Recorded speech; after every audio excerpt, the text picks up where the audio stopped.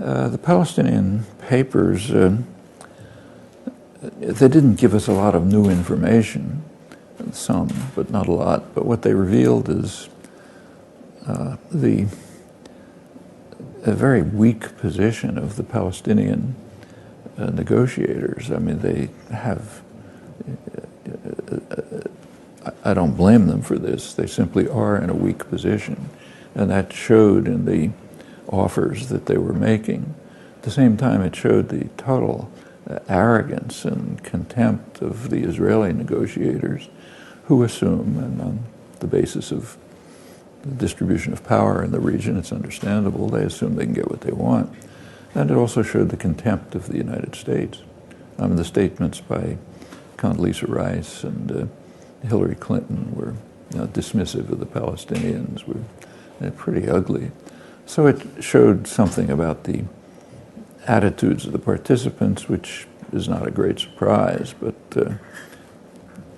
unfortunately it's pretty realistic.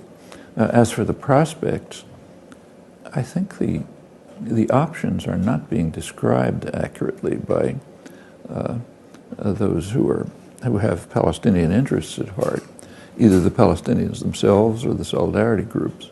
The way it's almost always discussed is that there are two options. Either there'll be a two-state settlement along the lines of the overwhelming international consensus, or else, as Palestinian leaders have said, we'll give Israel the keys.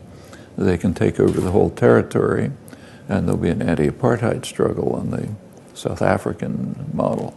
Israeli leaders have said the same thing. Those who are in favor of some sort of partial settlement said, well, if we don't do it, we'll face this terrible demographic problem. There'll be a huge Arab population in what we want to be a Jewish state. However, those are not the two options. There's a third option, which is a much more significant one. The third option is exactly what's happening. The U.S. and Israel, working together, are instituting a form of control and domination, which is neither a two-state settlement nor taking over the whole territory, which Israel doesn't want.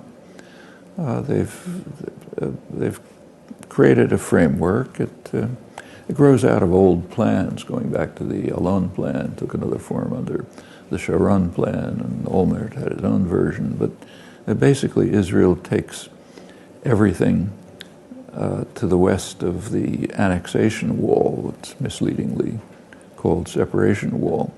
It includes arable land, control over a lot of the water resources, the pleasant suburbs of the major cities in Israel, linked to them by superhighways and so on. Take over the Jordan Valley, from which Palestinians are by now pretty much excluded, and drive salients through the country. There are several breaking up the rest into pretty much unviable cantons. That way, Israel will take over about half the territory and integrate it into Israel. They have huge infrastructure projects for Israelis and visitors only, not for local people. So you can drive quite easily from Ma'ale Adumim, halfway into the West Bank to Tel Aviv, let's say, and not even seeing an Arab. You wouldn't know there is one, maybe some man up on a hill leading a goat or something like that. But and the remaining Arab population will they may have an economically sustainable existence, and in fact, in Ramallah, the elites may live pretty well, on foreign money and so on. But theaters, concerts, sort of a Western-style life.